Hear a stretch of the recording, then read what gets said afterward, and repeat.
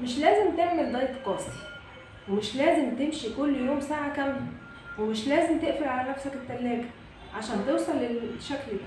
في حاجات بسيطة جدا ممكن تعمل الفرق ده وتغير كل حاجة فيك بس لو استمريت عليها. اسمها عادات صغيرة.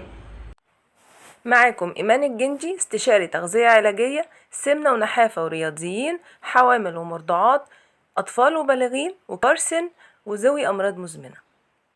عادات بسيطة خالص زي ايه؟ زي انك تشرب كوباية مية كل يوم الصبح، او تمشي 10 دقايق كل يوم، او تبطل سكر في الشاي مثلا. تكتب كل يوم لنفسك انا فخور بنفسي.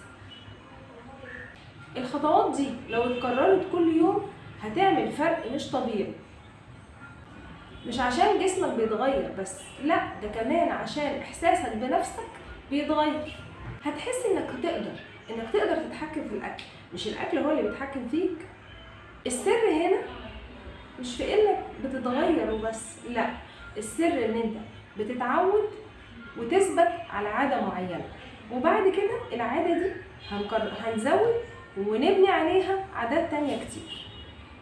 وعلى فكرة لو زهقت من العادة دي عادي جدا، غيرها، خلي عادة تانية، ابدأ في عادة تانية، عادة تانية حتى لو بسيطة، المهم ما توقفش. وخلي بالك العادات الصغيرة دي هي اللي بتعمل الفرق حتى لو بسيط، بس عايزة صبر واستمرار. ابدأ حتى لو بعادة واحدة وشوف بعد أسبوع هتوصل لفين، والتغيير هيبقى حلو ولا لا، والتغيير هيعجبك ولا لا.